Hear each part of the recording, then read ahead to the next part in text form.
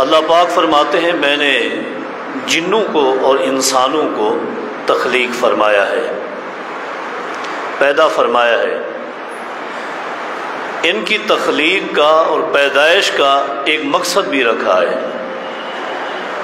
اور وہ مقصد کیا ہے؟ الا لیعبدون، کہ وہ میری ہی عبادت کریں۔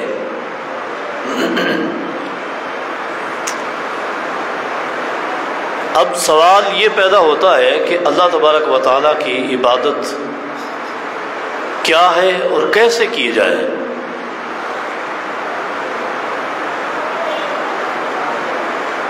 اس کا مختصر سا جواب یہ ہے کہ ہر وہ عمل، ہر وہ کام،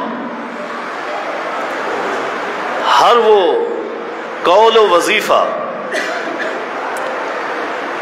جس کی بنیاد اللہ رب کریم کی اطاعت اور فرما برداری ہے، اس کو عبادت کہتے ہیں۔ اللہ تبارک و تعالیٰ کی اطاعت، اللہ تبارک و تعالیٰ کی فرما برداری، یہ اساس ہے عبادات کی۔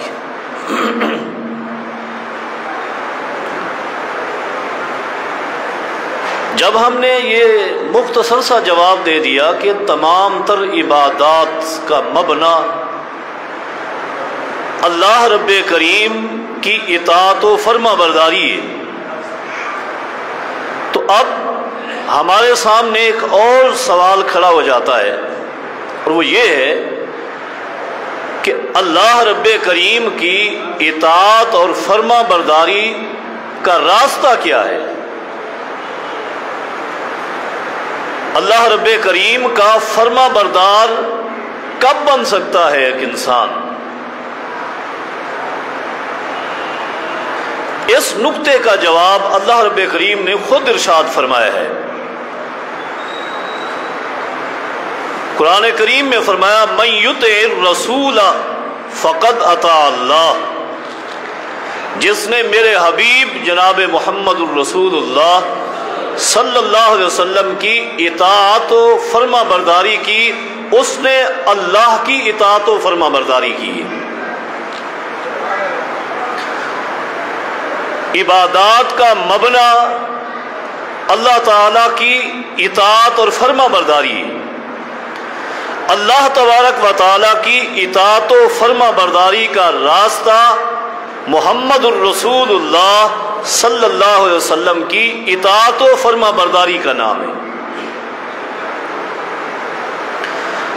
اور پوری کائنات کی ہدایت کا مبنا، پوری کائنات کی ہدایت کی اساس اور بنیاد صرف اور صرف ایک ہی ہے، اور وہ ہے محمد مصطفیٰ کی اطاعت و فرما برداری صلی اللہ علیہ وسلم۔ کیوں؟ اللہ رب کریم نے فرمایا ان تطیعوہ تہتدوا، کائنات کے لوگوں اگر تم نے میرے اس رسول صلی اللہ علیہ وسلم کی اطاعت کر لی، تہتدوا، تو پھر تم ہدایت پا جاؤ گے۔ یعنی اللہ رب کریم نے دو ٹوک انداز میں فرما دیا کہ میں نے پوری کائنات میں صرف ایک ہستی ایسی پیدا کی ہے کہ اس کی اطاعت و فرما برداری کرو گے تو ہدایت پاؤ گے، اس کے علاوہ میں نے کوئی اور ہستی ایسی پیدا نہیں کی کہ اس کی بھی اطاعت کر لی، فرما برداری کر لی تو ہو سکتا ہے ہدایت مل جائے۔ نہیں، وضاحت فرما دی ان تطیعوہ، صرف اسی کی ہی اطاعت کرو گے، تہتدوا، تو ہدایت پاؤ گے۔ کیوں؟ اس لیے کہ اس کی اطاعت و فرما برداری ایسا عالی شان اور ایسا عظیم عمل ہے کہ جو خود اللہ کی اطاعت و فرما برداری ہے۔ اچھا، یہاں رک کر ہم ایک اور پہلو دیکھتے ہیں۔ ایک انسانی فطرت ہے، انسانی ذہن ہے، مزاج ہے کہ انسان اطاعت و فرما برداری کرتا کس کی ہے؟ ہر شخص کی فرما برداری تو نہیں کرتا۔ دنیاوی معاملات میں بھی ایک انسان ہر شخص کی فرما برداری نہیں کرتا۔ کبھی کسی نے اپنے دشمن کی فرما برداری کی ہے؟ نہیں کرتا۔ فرما برداری کی کوشش کرتا ہے کس کی؟ اپنے دوست کی، اپنے محبوب کی، جس کے ساتھ اس کی محبت وابستہ ہے، اس کی اطاعت کرتا ہے، اس کی فرما برداری کرتا ہے، جس کے ساتھ اس کی محبت وابستہ ہے۔ تو یہاں یہ بھی پتا چلا کہ اللہ کی اطاعت کے لیے جیسے اللہ کے رسول صلی اللہ علیہ وسلم کی اطاعت اور فرما برداری ضروری ہے، بالکل اسی طرح اللہ رب کریم کی اطاعت و فرما برداری کرنے کے لیے اللہ رب کریم سے محبت بھی ہونی چاہیے۔ اللہ سے محبت ہوگی تو اللہ کی فرما برداری ہوگی۔ جسے رب کے ساتھ، اپنے خالق و مالک کے ساتھ محبت نہیں، پیار نہیں، تو اپنے خالق و مالک کی اطاعت و فرما برداری بھی نہیں کر سکتا۔ رب کی عبادت کے لیے، رب کی عبادت کے لیے، چونکہ اللہ نے کائنات انسانی کو اپنی عبادت کے لیے بنایا، اس کی عبادت کے لیے اس کی اطاعت ضروری، اور اس اللہ کی اطاعت کے لیے اس کے پیغمبر جناب محمد الرسول اللہ صلی اللہ علیہ وسلم کی اطاعت ضروری، اور اس اللہ کے ساتھ اس انسان کا محبت کرنا بھی ضروری۔ میں بار بار دہرا رہا ہوں تاکہ آپ کو ذہن نشین ہو جائے۔ اللہ کی اطاعت و فرما برداری کب ہوگی؟ جب اس کے رسول صلی اللہ علیہ وسلم کی اطاعت و فرما برداری ہوگی، اور دوسرے نمبر پر اللہ کی فرما برداری جب ہوگی جب اللہ رب کریم کے ساتھ اخلاص کے ساتھ محبت ہوگی۔ اللہ کے ساتھ محبت ہوگی۔ اللہ کی محبت کا طریق کیا ہے؟ اللہ رب کریم کی اطاعت و فرما برداری کا راستہ ہم نے ایک تلاش کیا، وہ ہے اس کے حبیب کی اتباع، اطاعت۔ اب اللہ رب کریم سے محبت کرنی ہے تو اس محبت کا بھی کوئی راستہ ہے، اللہ کے ساتھ محبت کرنے کا بھی کوئی راستہ ہے۔ جی ہاں، ایک راستہ ہے۔ وہ کیا ہے؟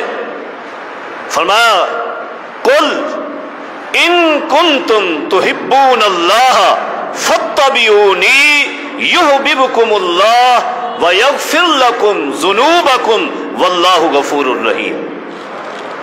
کائنات والو، اگر تم یہ چاہتے ہو کہ اللہ کی فرما برداری یوں کریں کہ رب کے ساتھ ہمیں محبت بھی ہو، ان کنتم تحبون اللہ، تو پھر اس محبت کا صرف اور صرف ایک ہی طریق ہے، ایک ہی راستہ ہے۔ وہ راستہ یہ ہے کہ میرے پیغمبر انہیں فرما دیں فاتبعونی، میرے حبیب کی اتباع کر لو۔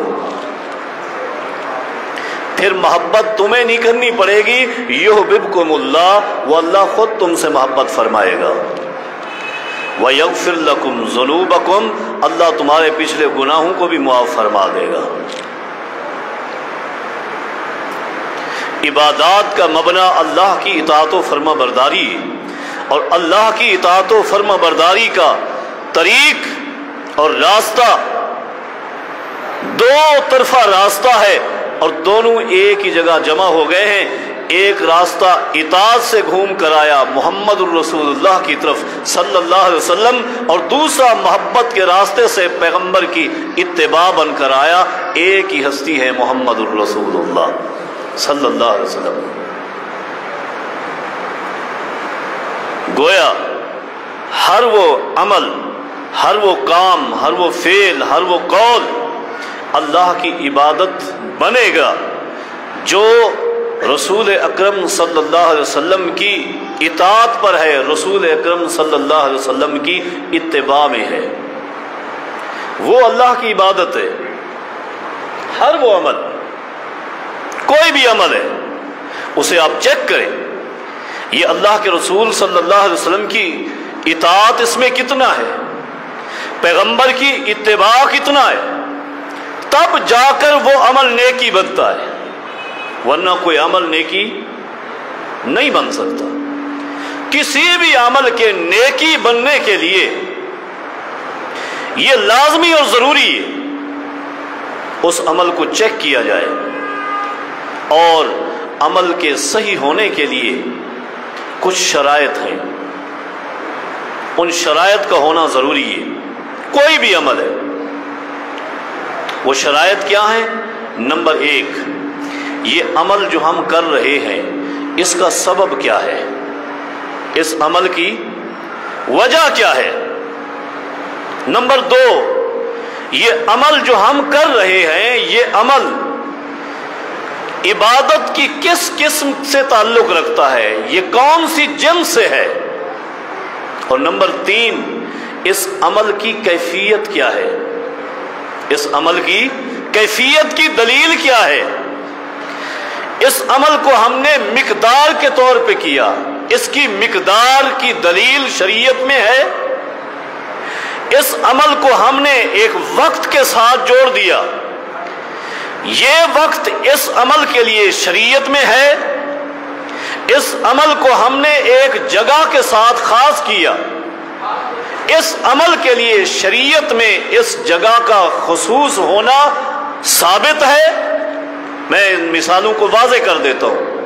میں نے پہلی شرط عرض کی کہ عمل کے لیے سبب دیکھنا ہے، وجہ دیکھنی ہے۔ مثال کے طور پر ابھی ہم نے نماز مغرب ادا کی ہے، مغرب کی نماز کی فرضیت کا جو سبب ہے، اولین سبب یہ ہے کہ سورج کا غروب ہو جانا، سورج کا غروب ہو جانا۔ جب سورج غروب ہو جاتا ہے نماز مغرب فرض ہو جاتی ہے۔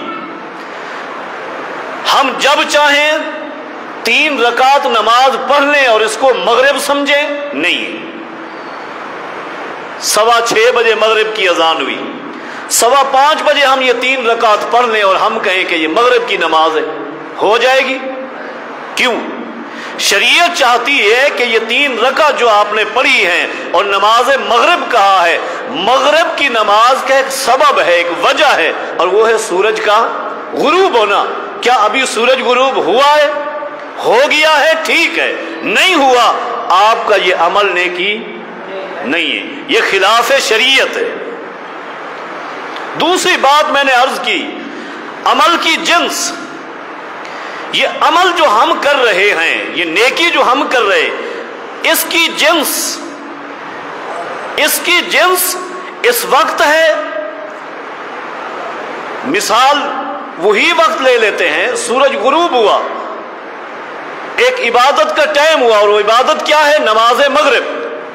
لیکن ایک شخص آتا ہے مسجد میں، قرآن کریم اٹھا کر بیٹھ جاتا ہے، 2 گھنٹے تلاوت کرتا رہتا ہے، مغرب کی 3 رکعت نہیں پڑھتا جن کے لیے 5 منٹ درکار ہیں۔ کیا اس نے نیکی کی ہے؟ نیکی کی؟ قرآن کریم پڑھنا برائی ہے؟ نیکی ہے نا؟ تو پھر اس نے نیکی کیوں نہیں کی؟ یہ نیکی کیوں نہیں کی؟ ایک عبادت کا وقت تھا، عبادت کا ٹائم تھا، اس نے بھی عبادت کی۔ قرآن کریم پڑھنا عبادت ہے، عبادت کی ہے، لیکن عبادت کی وہ جنس نہیں جو جنس اللہ نے اس وقت فرض کی ہے۔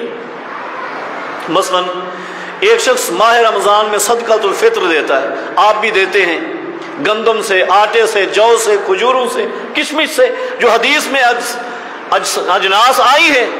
ایک شخص کہتا ہے کہ میرے پاس بڑا مال و دولت ہے، بڑا پیسے والا ہوں، میں اس مرتبہ ماہ رمضان میں بادام بطور صدقۃ الفطر دوں گا، ہوگا؟ نہیں ہوگا۔ کیوں؟ یہ عمل کی وہ جنس نہیں جس جنس کی تجویز وحی کے ذریعے محمد الرسول اللہ نے فرما دی ہے صلی اللہ علیہ وسلم۔ تیسری قسم کیفیت ہے، اس عمل کی کیفیت۔ اب ہم نماز پڑھتے ہیں، نماز کی ایک کیفیت ہے، نماز شروع کی، اللہ اکبر، قیام کیا، رکوع کیا، سجود ہے، تشہد ہے، یہ نماز کی ایک کیفیت ہے، اس کو نیکی کہتے ہیں، یہ ایک عمل ہے۔ اگر ایک شخص نماز پڑھتا ہے، مغرب کی یہی نماز اس نے پڑھی ہے، لیکن کیفیت اپنی مرضی کی استعمال کرتا ہے، اس نے اسی نماز کو الٹا شروع کیا، تشہد سے شروع کر دیا، تشہد کیا، پھر سجدے کیے، پھر رکوع کیا، پھر قیام کیا، اس نے نماز پڑھی ہے، کیا یہ عبادت ہے؟ عبادت ہے؟ کیوں نہیں ہے؟ کیوں نہیں ہے؟ کیفیت تبدیل کر دی، کیفیت وہ نہیں جو محمد الرسول اللہ صلی اللہ علیہ وسلم کی ہے۔ کیا غلطی تھی اس شخص کی جس کے بارے میں آپ بارہا حدیث سنتے ہیں کہ 3 مرتبہ مسلسل 2 رکعت نفل پڑھ کے نبی علیہ السلام کے پاس آیا ہے، سلام کیا ہے، نبی علیہ السلام نے سلام کا جواب بھی دیا ہے، اور ساتھ ہی کیا فرمایا ہے؟ ارجع فصلی فإنک لم تصلی، واپس لوٹ جاؤ، آپ نے نماز نہیں پڑھی، دوبارہ نماز پڑھ کے آؤ۔ اس نے نماز الٹ پڑھی تھی؟ تشہد سے شروع کی تھی؟ نہیں، قیام سے شروع کی، رکوع کیا، سجود کیے، تشہد کیا، ترتیب نہیں بدلی، تب ترتیب وہی تھی، سب کچھ وہی تھا۔ نماز ریجیکٹ کیوں ہے؟ نماز ہے نہیں، کیا وجہ ہے؟ احادیث کا مطالعہ کریں، وجہ صرف آپ کو اتنا ملے گی تمام احادیث کی کتب میں کہ رکوع کے بعد جب وہ کھڑا ہوتا تھا تو پورے اطمینان سے کھڑا نہیں ہوتا، بلکہ جلدی سے سجدے میں چلا جاتا تھا۔ جب پہلے سجدے سے اٹھتا اطمینان کے ساتھ بیٹھتا نہیں تھا، دوسرے سجدے میں چلا جاتا تھا۔ نبی علیہ السلام نے فرمایا ارجع فصلی فإنک لم تصلی، واپس لوٹ جاؤ، تمہاری نماز نہیں ہے، تمہاری نماز نہیں ہے۔ اللہ اکبر۔ حضرات، عبادت کا معاملہ بڑا حساس ہے۔ مجھے یہاں رک کر ایک خیال آ گیا ہے، فرض نماز کا معاملہ بڑا حساس ہے۔ آپ جانتے ہیں کہ نوافل جو ہیں، نوافل آپ بیٹھ کر بھی پڑھ سکتے ہیں، کھڑے ہو کر بھی پڑھ سکتے ہیں، بغیر کسی عذر کے نوافل آپ بیٹھ کر بھی پڑھ سکتے ہیں، لیکن ثواب آدھا ملے گا، ثواب آدھا ملے گا۔ فرض نماز وہ نماز ہے جسے آپ بغیر کسی عذر کے بیٹھ کر ادا نہیں کر سکتے۔ پوری اللہ کی مخلوق میں صرف ایک ہستی ایسی تھی جو بغیر عذر کے فرض کو بیٹھ کر پڑھے، کھڑے ہو کر پڑھے، نوافل کو بیٹھ کر پڑھے، کھڑے ہو کر پڑھے، پورے کا پورا اجر و ثواب تھا، وہ تھے محمد الرسول اللہ صلی اللہ علیہ وسلم۔ باقی کسی کے لیے فرائض بغیر عذر کے بیٹھ کر پڑھنا جائز نہیں ہے۔ فرائض میں بالخصوص قیام فرض ہے، میری بات یاد رکھیے، قیام فرض ہے۔ بعض دوستوں کو عذر ہوتا ہے، معذوری ہوتی ہے، کوئی ایسی تکلیف ہے کہ وہ سجدے کے لیے پریشان ہوتے ہیں، رکوع کے لیے پریشان ہوتے ہیں، لیکن قیام میں کوئی مسئلہ نہیں ہے۔ وہ دوست بھی ایک غلطی کا شکار ہیں، وہ قیام بھی بیٹھ کر کرتے ہیں، آ کر کرسی پہ بیٹھ جاتے ہیں، نہیں، یہ قیام نہیں ہے۔ فرض نماز کا قیام اگر استطاعت ہے تو وہ کھڑے ہو کر ہے، ورنہ نماز نہیں ہوگی۔ فرض نماز جو رکن آپ کی استطاعت میں اس اصل طریقے کے مطابق ہے اس کو اسی طرح ادا کریں، اور جو رکن جس کی استطاعت آپ نہیں رکھتے، عذر ہے، وہ آپ بیٹھ کر لیٹ کر ادا کر سکتے ہیں۔ بغیر عذر کے اگر آپ نے قیام چھوڑ دیا ہے رکوع اور سجدے کی مجبوری کی وجہ سے، یہ نماز نہیں ہے، اس لیے خیال کریں۔ بہرحال ہماری بات یہ ہو رہی تھی کہ عبادت میں ایک تیسری چیز کیفیت ہے، ایک چوتھی چیز مقدار بھی ہے، مقدار۔ مغرب کی نماز کتنی پڑھی؟ 3 رکعت، 3 رکعت فرض پڑھے۔ اگر ہم 4 پڑھ لیں کیا ہو جائے گا؟ نماز ہو جائے گی؟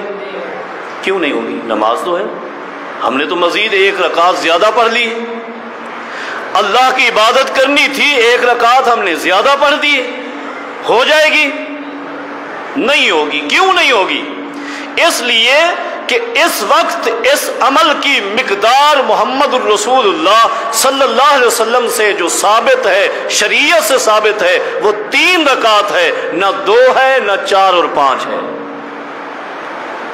ایسا نہیں ہے کہ دکان پہ بہت سارے گاہک چھوڑ کر آیا ہوں، آج مجھے جلدی ہے، میں جلدی سے آج 2 رکعتیں پڑھ لیتا ہوں، کل مجھے چھٹی ہوگی، کل میں 4 یا 5 رکعت مغرب پڑھ لوں گا۔ ایسا نہیں ہے، نہ وہ 2 ہوں گی، نہ وہ 4 اور 5 ہوں گی، اس لیے کہ اس کی مقدار شریعت کی طرف سے اتھنٹک ہے۔ 3 سے زیادہ بھی قبول نہیں ہے، 3 سے کم بھی نماز نہیں ہے۔ اس عبادت کی ایک مقدار ہے، شریعت سے ثابت ہے۔ عبادت اگر کسی وقت اور زمانے کے ساتھ تعلق رکھتی ہے تو اسی وقت ہوگی، اس سے آگے پیچھے نہیں ہوگی۔ ماہ رمضان کے روزے فرض ہوتے ہیں کب؟ جب ماہ رمضان کا چاند نظر آئے۔ آپ گرمی سے بچنے کے لیے دسمبر میں روزے رکھنا شروع کر دیں، روزے ہو جائیں گے۔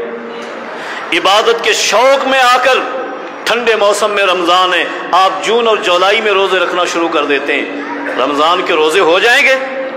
نہیں ہوں گے۔ کیوں نہیں ہوں گے؟ اس لیے اس عبادت کا وقت اللہ نے مقرر کیا ہے اور وہ محمد رسول اللہ نے بیان فرمایا ہے صلی اللہ علیہ وسلم۔ عبادت کے لیے، عمل کے لیے بعض جگہیں بھی شریعت نے خاص کی ہیں۔ مثلا حج ہے، حج بیت اللہ ہے، اس کے لیے بیت اللہ جانا، صفا مروہ جانا، مینا جانا، عرفات و مزدلفہ جانا، یہ مقامات ہیں۔ حج کے ایام میں اس عبادت کے مقامات یہ، ایک شخص سہون شریف چلا جائے اور اس کا طواف شروع کر دے، حج ہو جائے گا۔ کوہ مراد پر تربت کے اندر ان ذکریوں نے وہاں طواف شروع کیا ہوا ہے، بیت اللہ بنایا ہوا، عبادت ہے؟ نہیں۔ اس حج کے لیے اللہ نے جو مقام منتخب کیا ہے وہ مقام ہے، وہ مکہ میں ہے، وہ یہاں نہیں ہے۔ تو کسی عمل کے لیے، یہ ابتدائی باتیں تھیں، کسی عمل کے صحیح ہونے کے لیے یہ 6 شرائط ہیں۔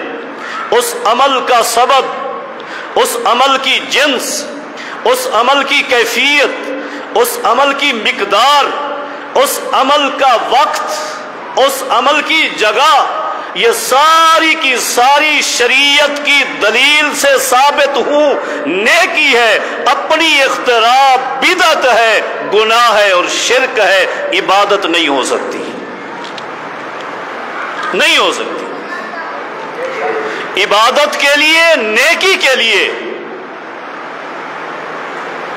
ہم نے ابتدا میں آیت پڑھی تھی، وَمَا خَلَقْتُ الْجِنَّ وَالْإِنسَ إِلَّا لِيَعْبُدُونَ۔ اللہ نے انسان کو اپنی عبادت کے لیے پیدا کیا۔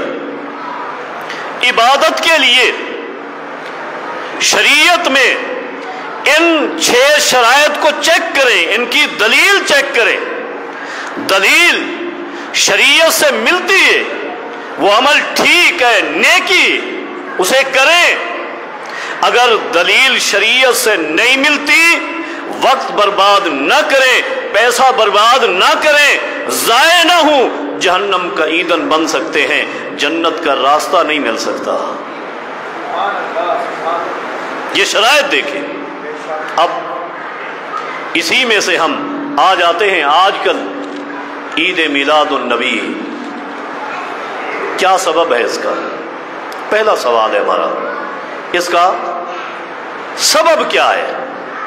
کس سبب کی بنیاد پر ہم یہ نیکی اور ہم یہ عمل کرتے ہیں؟ سبب کیا ہے؟ سبب بیان کیا گیا کہ اس میں کائنات کے امام محمد مصطفیٰ صلی اللہ علیہ وسلم پیدا ہوئے۔ جی ہاں، پیدا ہوئے۔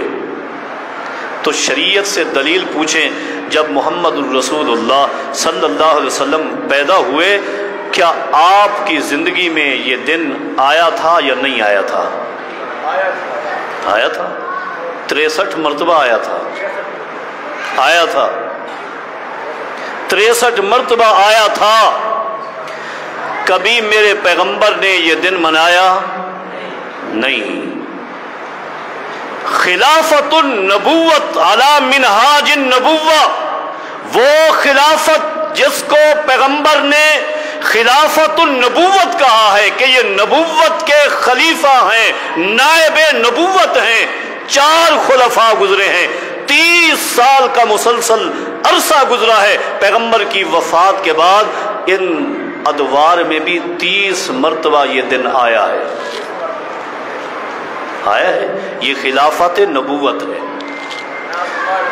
نبی علیہ الصلوۃ والسلام کی وفات کے بعد، دنیا سے چلے جانے کے بعد، صحابہ کے دور میں بھی کم و بیش 80 مرتبہ یہ دن آیا ہے۔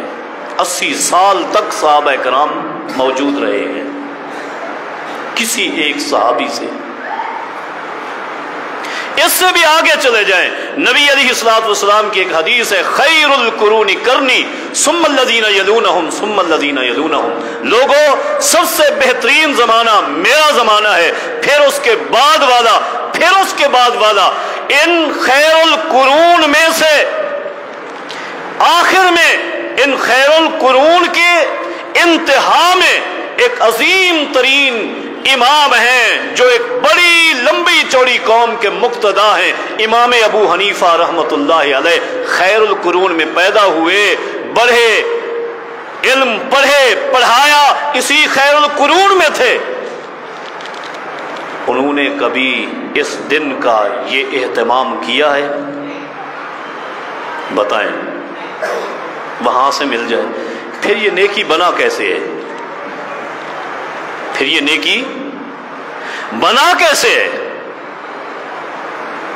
یہ اور پھر اس عمل کی جنس، میں نے دوسری چیز جنس کہا تھا، اس عمل کی جو جنس ہے وہ جلوسوں پر ڈھول باجے جھنڈیاں، یہ جنس ہے اس عمل کی۔ میرے پیغمبر کی پوری سیرت سے صرف 1 منٹ کے لیے بھی اس طرح کا انداز آپ ثابت کر کے دکھا دیں۔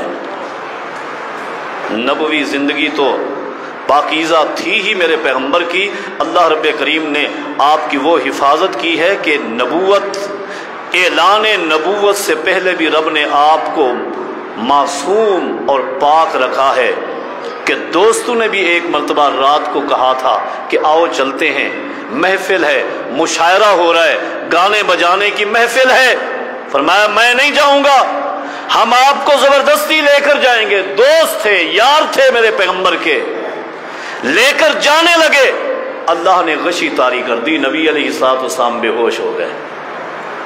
دوستوں نے سوچا لگتا ہے محمد نے کوئی پلاننگ کی ہے، مکر و فریب کیا ہوا ہے، معاذ اللہ، بے ہوش نہیں ہے، ہم اس کو لے کر رہیں گے، لے کر جائیں گے، یہ ایک ہے، ہم 6-7 ہیں، 8-9 ہیں، اس کو اٹھا لیتے ہیں، لے کر جائیں گے ہم اس محفل میں۔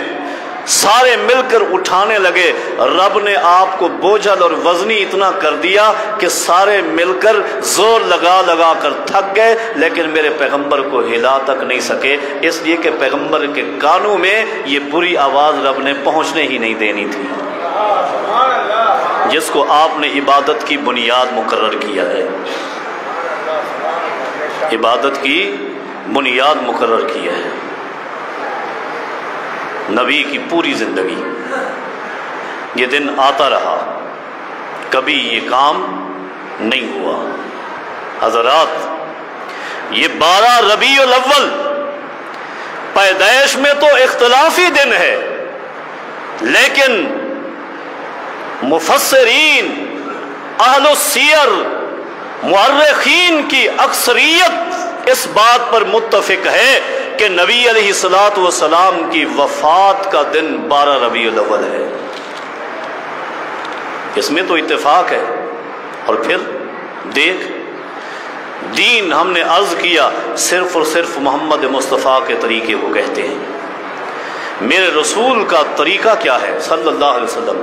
اس 12 ربیع الاول کو دیکھ، اس تاریخ کو دیکھ اور پیغمبر کی زندگی کا مطالعہ کر دیکھ، پیغمبر کی زندگی میں یہ دن آیا ہے، 12 ربیع الاول کا دن آیا ہے، پیغمبر نے کیا کیا ہے تجھے پتا نہیں؟ تو آ سن، میں بتاتا ہوں پیغمبر نے کیا کیا۔ صحیح بخاری اٹھا، سید عائشہ رضی اللہ عنہا حدیث کی راویہ ہیں، फरमाती हैं, लोगों जब ये दिन आया था, जब ये दिन मेरे आका पर आया था, मेरे आका मेरी गोद में लेटे हुए थे और आपके पहलू में लकड़ी का एक प्याला पानी का भरा हुआ रखा था। नबी अलैहिस्सलातु वस्सलाम बार बार अपने दोनों हाथ उस प्याले के अंदर रखते हैं, गीले करते हैं, तर करते हैं। तर करने के बाद सही बुखारी के अल्फाज, दोनों हाथों को अपने चेहरे पर ले जाते हैं, चेहरे पर फेरते हैं, चेहरे पर फेरते हुए साथ ही नबी अलैहिस्सलातु वस्सलाम ये पढ़ रहे हैं, फरमा रहे हैं, रब्बी आइन्नी अला सकरातिल मौत, अल्लाहुम्मा आइन्नी अला गमरातिल मौत। ऐ अल्लाह, मौत की सख्तियां और तकालीफ मैं बर्दाश्त नहीं कर सकता, ऐ अल्लाह तू मेरी मदद फरमा।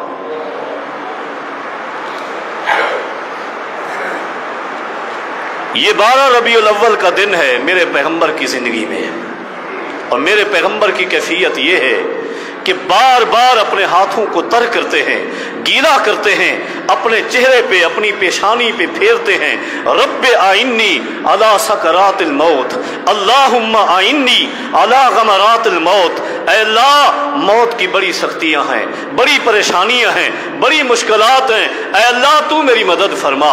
ऐ अल्लाह, तूने मेरी मदद न फरमाई तो इस वक्त भी इंसान गुमराह हो जाता है, ऐ अल्लाह तू मेरी मदद फरमा। ये 12 रबीउल अव्वल है मेरे पैगंबर का। 12 रबीउल अव्वल है सैयद आयशा रज़ी अल्लाह अन्हा, जिनकी गोद में आपका सर रखा हुआ था और रूह परवाज हुई, फरमाया करती है, लोगों इन्नी ला उनकिरु ले अहदिन शिद्दतल मौत बाद रसूलिल्लाहि सल्लल्लाहु अलैहि वसल्लम।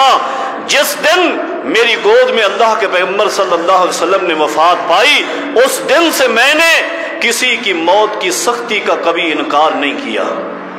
मैं मानती हूं कि हर शख्स को मौत की तकलीफ होती है, दुनिया में कोई शख्स ऐसा नहीं जो मौत की सख्ती से बच सके।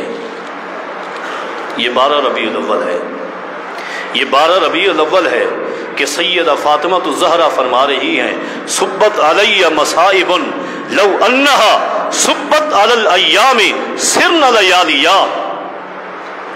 ये फातिमा तो ज़हरा हैं जो 12 रबीउल अव्वल को फरमा रही हैं, वा करबन ले अबी, वा करबन ले अबी। है मेरे अब्बा की तकलीफ, है मेरे अब्बा की मुश्किलात।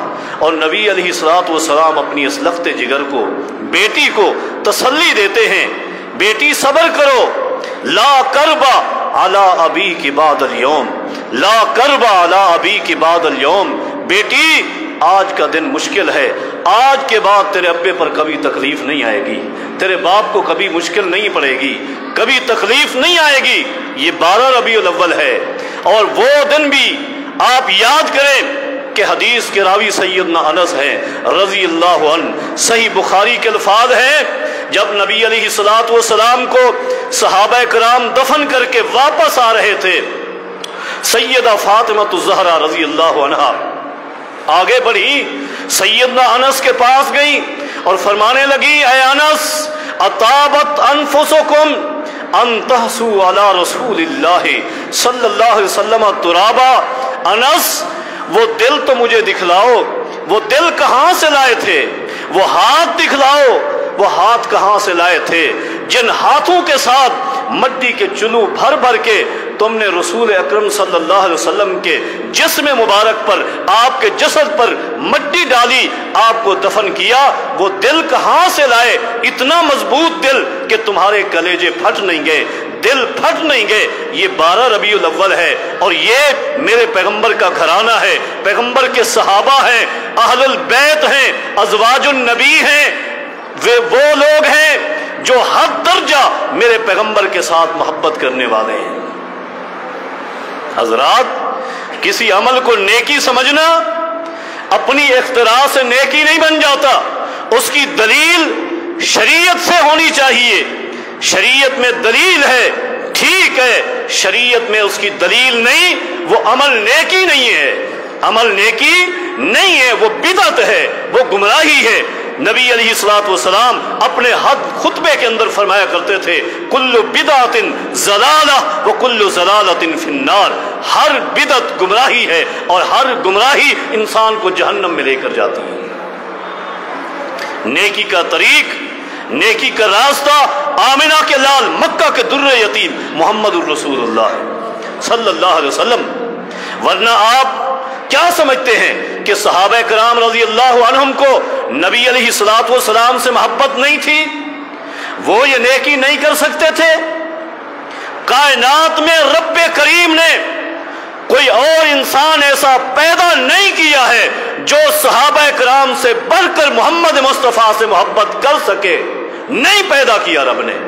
मोहम्मद मुस्तफ़ा सल्लल्लाहु अलैहि वसल्लम के साथ हर दर्जा अगर कोई मोहब्बत करता था तो वो सहाबा किराम है रज़ी अल्लाह अन्हुम। सही बुखारी उठाए, सैयदना मिक़दाद इब्न अस्वद हैं रज़ी अल्लाह अन्हु। जंग बदर का मौका है, नबी अलैहिस्सलातु वस्सलाम चंद एक सहाबा किराम की जमात लेकर गए हैं और इतनी बड़ी तादाद में दुश्मन हैं, ये निहत्ते हैं, वो असलहा से लैस हैं।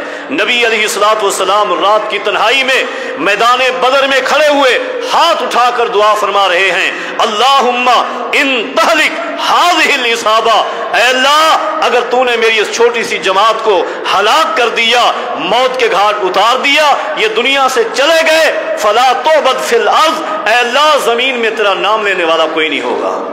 ऐ अल्लाह मेरी इस जमात की हिफाजत फरमा। रो रहे हैं, दुआएं कर रहे हैं। सैयदना अबू बकर सिद्दीक रज़ी अल्लाह अन्हु ने आकर मना किया, बिठाया, ऐ अल्लाह के रसूल, अल्लाह आपकी मदद फरमाएगा, आपकी जमात की हिफाजत करेगा। नबी अलैहिस्सलातु वस्सलाम दुश्मन के इरादे सुनकर, दुश्मन की इतनी बड़ी जमात सुनकर सहाबा किराम को बुलाते हैं और मशवरा लेते हैं, क्या किया जाए, कहां तक लड़ाई करें, कैसे लड़ें।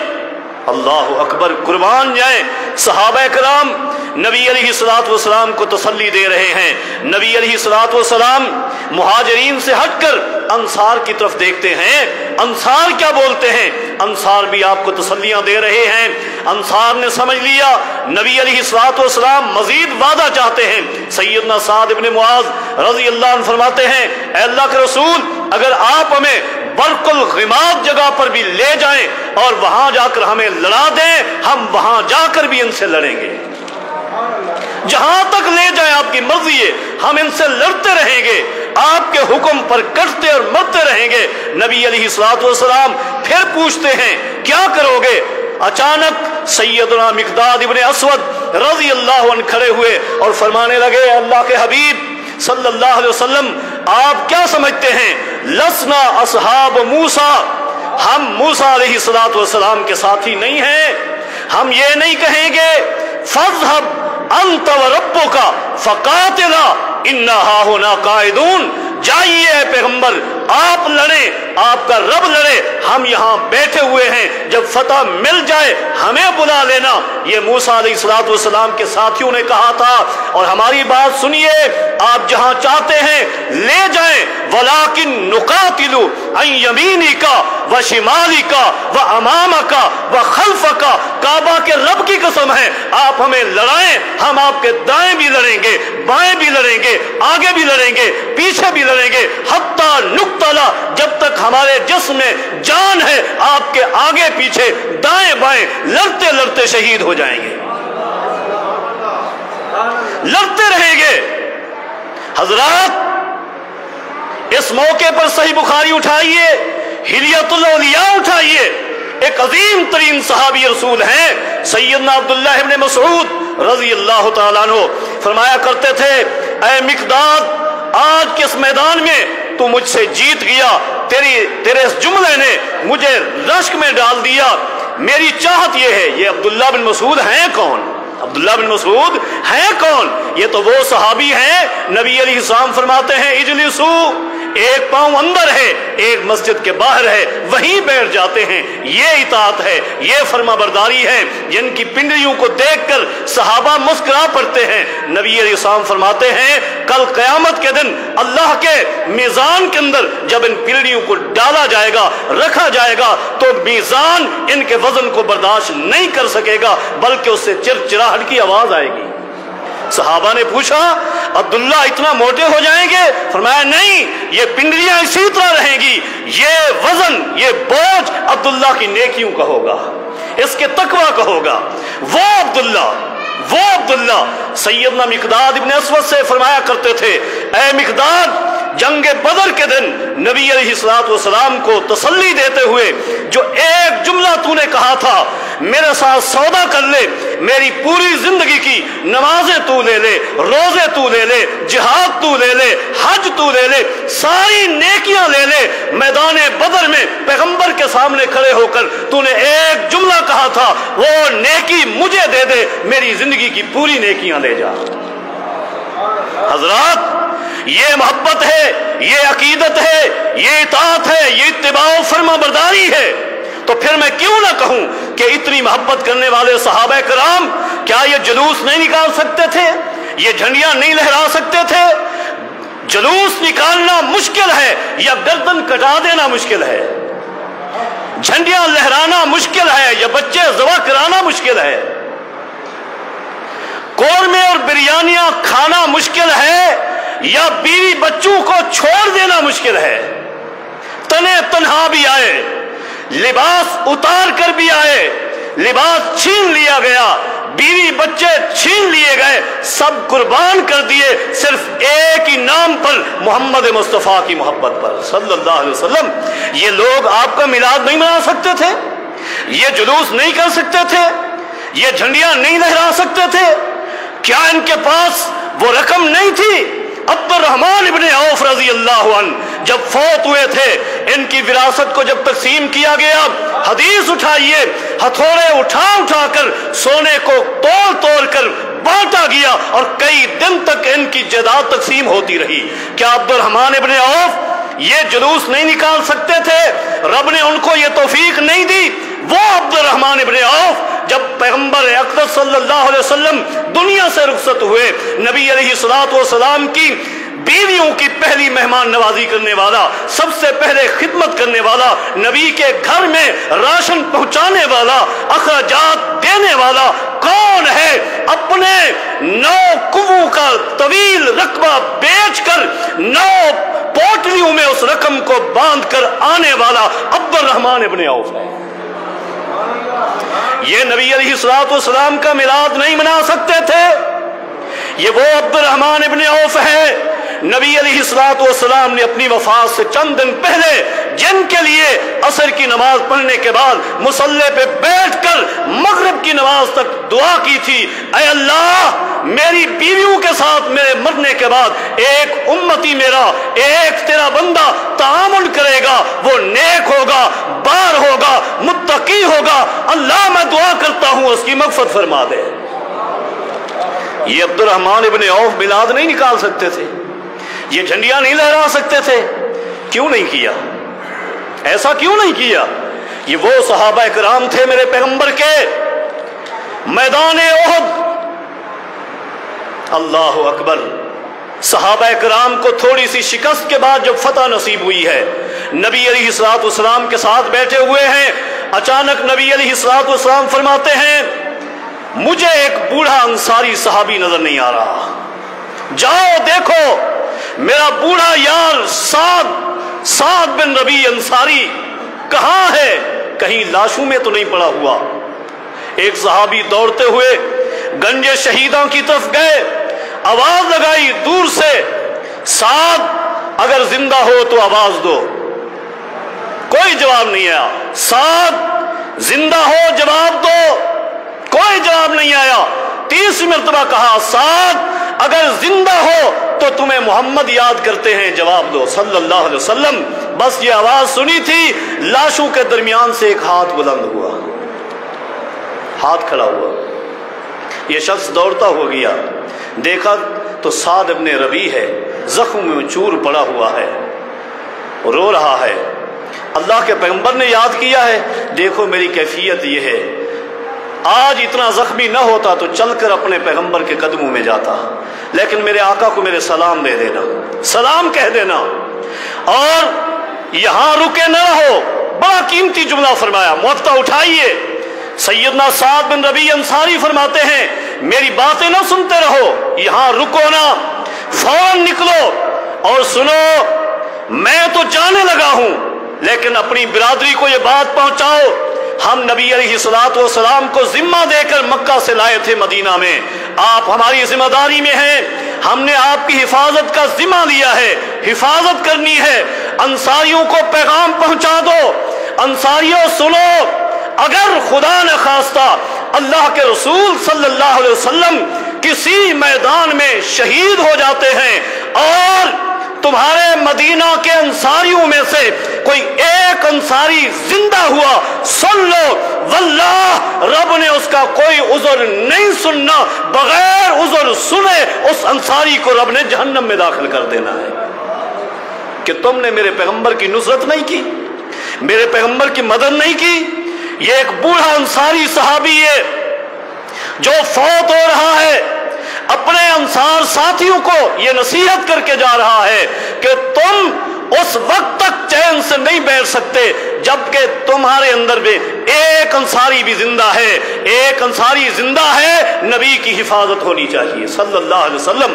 बस ये बातें सुनकर इस साथी ने नबी अलैहिस्सलातु वस्सलाम को पैगाम दिया।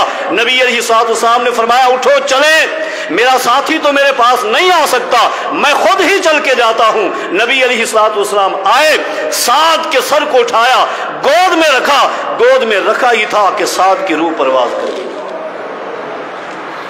हजरात, मैं याद कर रहा था कि इतनी मोहब्बत करने वाले लोग, इतनी इताअत और फर्मा बरदारी करने वाले लोग, इनको ये अमल क्यों नहीं मिला, क्यों नहीं मिला?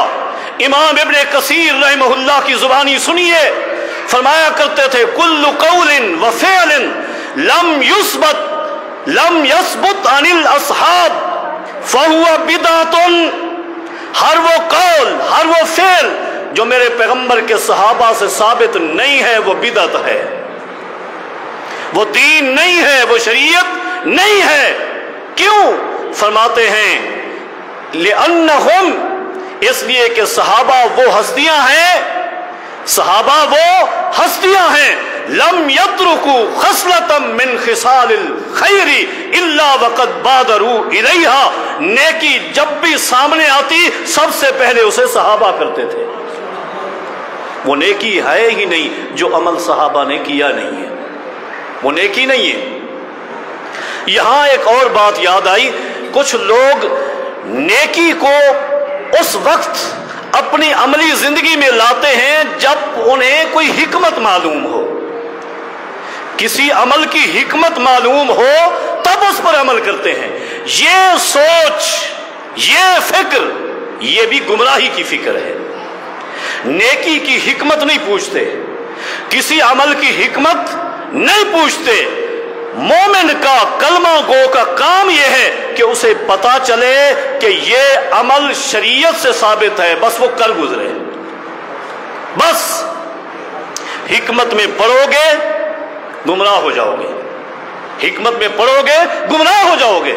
आप देखें, ऊंट का गोश्त भी गोश्त है, बकरी का गोश्त भी गोश्त है। ऊंट का गोश्त आप खा लेते हैं, वुजू टूट जाता है, बकरी का गोश्त खाते हैं, वुजू नहीं टूटता। आप अगर हिकमत सोचने लग जाएं कि जब तक हिकमत मालूम नहीं होगी अमल नहीं करूंगा, गुमराह हो जाएंगे, गुमराह हो जाएंगे। दूध पीता बच्चा अगर आपके कपड़ों पर पेशाब कर देता है, आप छींटे मारते हैं, पाक हो जाता है।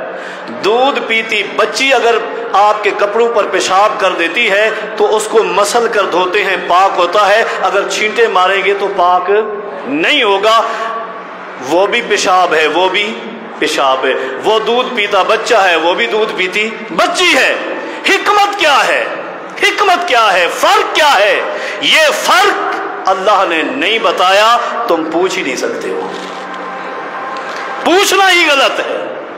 हिकमत रब ने बता दी नेकी की, ठीक है, नहीं बताई तब भी ठीक है। हमारा काम यह है कि हमने देखा ये अमल कायनात के इमाम मोहम्मद मुस्तफ़ा ने किया, हमने कर देना है। अहलुल हदीस का तो ये मनहज होना चाहिए। اللہ کی قسم ہے میرا تو یہ عقیدہ یہ ہے، کائنات کا ہر وہ عمل، ہر وہ قول و فعل و وظیفہ جو محمد الرسول اللہ صلی اللہ علیہ وسلم کی شریعت سے ثابت ہے، وہ ان گنت حکمتوں سے بھرا ہوا ہے، اور جو قول و فعل میرے پیغمبر کی شریعت سے ثابت نہیں ہے، دنیا لاکھ کوشش کر لے، واللہ اس میں کوئی ایک بھی حکمت نہیں ہے، وہ خالی ہے حکمتوں سے۔ حکمت صرف ہے ہی اسی میں جو شریعت نے ثابت کیا ہے، شریعت میں جو ثابت نہیں ہے اس عمل میں کوئی حکمت ہے ہی نہیں۔ آپ لاکھ کوشش کریں، بڑا علم حاصل کریں، بڑے تجربے کریں، سائنسی دوسرے سارے تجربات گزار دیں، حکمت ثابت کرنے لگ جائیں، واللہ اس میں کوئی حکمت نہیں۔ حکمت ہوتی سب سے پہلے محمد الرسول اللہ اس پر عمل کرتے۔ انا اول العابدین، انا اول العابدین۔ اور عمل کے لیے یہ بھی ضروری نہیں ہے کہ اس عمل میں تکلیف جتنا آئے اتنی بڑی نیکی ہو، یہ بھی نہیں ہے، حالانکہ نیکی پر بھی اجر ملتا ہے۔ حدیث میں آتا ہے مومن کو ایک کانٹا بھی چبھ جائے تو اللہ اس کا بھی اجر و ثواب دیتا ہے، لیکن بات وہی ہے عمل کی کیفیت، عمل کی مقدار، عمل کیوں کیا، یہ ساری وجوہات عمل کا سبب۔ اب یہ تکلیف جو آپ کسی عمل پر برداشت کر رہے ہیں، کیا اس عمل میں شریعت نے تکلیف کا حکم دیا ہے؟ مثال ایک دیتا ہوں، صحابہ کرام حج کے سفر کے لیے جا رہے ہیں، عازمین حج ہیں، راستے میں ایک شخص بے ہوش ہو گیا ہے، نبی علیہ السلام کے پاس لایا گیا، اور آپ کو کیا بتایا گیا، آپ جانتے ہیں کہ اس شخص نے ایک نظر مانی تھی، کیا کہ یہ ننگے پاؤں چلے گا، یہ پورا سفر ننگے پاؤں، اور پیدل کرے گا، سواری پر سوار نہیں ہوگا، اور چلے گا بھی دھوپ میں، جہاں سایہ آئے گا گھوم کر دھوپ سے آئے گا، پڑاؤ ڈالیں گے یہ سائے میں نہیں بیٹھے گا، دھوپ میں بیٹھے گا، اور پورا سفر اس نے یہ بھی نظر مانی تھی کھانا بھی نہیں کھاؤں گا اور پانی بھی نہیں پیوں گا، بھوکا پیاسا پیدل دھوپ میں چلتا چلتا میدان حج میں پہنچوں گا، اتنی تکلیفیں آئیں گی، رب مجھے بہت بڑا اجر و ثواب عطا فرمائے گا۔ نبی علیہ السلام نے فرمایا اس پر پانی چھڑکو، اس کو جب ہوش آئے نا، میں جا رہا ہوں، اس کو میرا ایک پیغام پہنچا دینا۔ پیغام کیا دیا؟ فرمایا اس سے کہہ دینا ان اللہ تعالی لغنی عن تعذیب نفس کا، جو تو نے اپنے آپ کو عذاب دیا ہے اللہ کو اس کی کوئی ضرورت نہیں ہے، تو نے اپنے آپ کو عذاب دیا ہے، کتنی بڑی تکلیف اٹھائی۔ اور کبھی کبھی تکلیف پر اجر و ثواب ملتا ہے، کب ملتا ہے؟ کب ملتا ہے؟ وہ تکلیف جس عمل پر تکلیف شریعت نے مطلوب کی ہے۔ انصار کا ایک قبیلہ تھا بنو سلمہ، آپ جانتے ہیں مدینہ میں مسجد نبوی سے ان کے گھر دور تھے، کسی کا گھر 1 کلومیٹر، کسی کا گھر 2 کلومیٹر، 3 کلومیٹر گھر کا فاصلہ ہے، ہر نماز جماعت کے ساتھ پڑھنے کے لیے آنا ہے، سفر ہے، دور ہیں، تنگ ہو جاتے، تھک جاتے۔ کیا کیا؟ بعض نے سوچا کہ ہم اپنے گھر وہاں سے پلاٹ بیچ دیتے ہیں، مسجد نبوی کے قریب پلاٹ خرید کر گھر بناتے ہیں، مسجد نبوی میں جماعت کے ساتھ نماز پڑھیں گے، جماعت کے ساتھ نمازیں پڑھیں گے۔ اب نبی علیہ السلام نے کیا فرمایا؟ بیوتکم، او بنو سلمہ والے اپنے گھروں میں رہو، گھر تبدیل نہیں کرنا۔ کیوں؟ تکتب آثارکم، ہر نماز میں جو تم آتے ہو رب تمہارے ایک ایک اٹھنے والے قدم کو لکھتا ہے، ایک قدم پہ نیکی ملتی ہے، جنت میں درجہ بلند ہوتا ہے، گناہ معاف ہوتا ہے۔ ان پہ اس لیے اپنے گھر دور رکھو، اس تکلیف کو برداشت کرو۔ یہ تکلیف برداشت کرنے کا حکم شریعت نے دیا ہے۔ شریعت تکلیف برداشت کرنے کا حکم دے وہ نیکی ہے، شریعت سے جو تکلیف برداشت کرنا ثابت نہ ہو وہ نیکی نہیں ہے۔ نیکی کی تعریف یہ ہے کہ نیکی صرف محمد الرسول اللہ صلی اللہ علیہ وسلم کے عمل کا نام ہے، بس۔ بعض لوگ، بعض ساتھی ایک اعتراض کرتے ہیں یا ایک سوال کر دیتے ہیں، کراس کوئسچن، جی فلاں بندے نے یہ عمل کیا، آپ نے غلط کہا۔ بات اصل میں یہ ہے کہ اس کی سوچ اچھی تھی، اس کی سوچ اچھی تھی۔ حضرات یہ نقطہ بھی واضح کر دوں، سوچ کا اچھا ہونا بھی نیکی نہیں ہے، کسی کی سوچ کا اچھا ہونا نیکی نہیں ہے۔ نبی علیہ الصلوۃ والسلام کے ساتھ صحابہ کرام کا سفر ہے، قرال غمیم مقام پر پہنچے ہیں، گرمی کی شدت ہے، ماہ رمضان کا سفر ہے۔ نبی علیہ الصلوۃ والسلام کو اطلاع ملی کہ صحابہ کرام پریشان ہیں روزے کی حالت میں۔ نبی علیہ الصلوۃ والسلام نے پانی منگوایا، سواری پہ سوار ہوئے، ہاتھوں کو بلند کر کے آپ نے پانی پی لیا، روزہ افطار کر دیا۔ کچھ صحابہ کرام نے روزہ افطار کر دیا اور کچھ نے افطار نہیں کیا۔ اچھا، جنہوں نے افطار نہیں کیا تھا ان کی سوچ کیا تھی؟ عصر کا وقت ہو چکا تھا، مغرب قریب ہے، وقت پہ روزہ افطار کریں گے۔ یہ سوچ اچھی تھی یا غلط تھی؟ سوچ اچھی تھی۔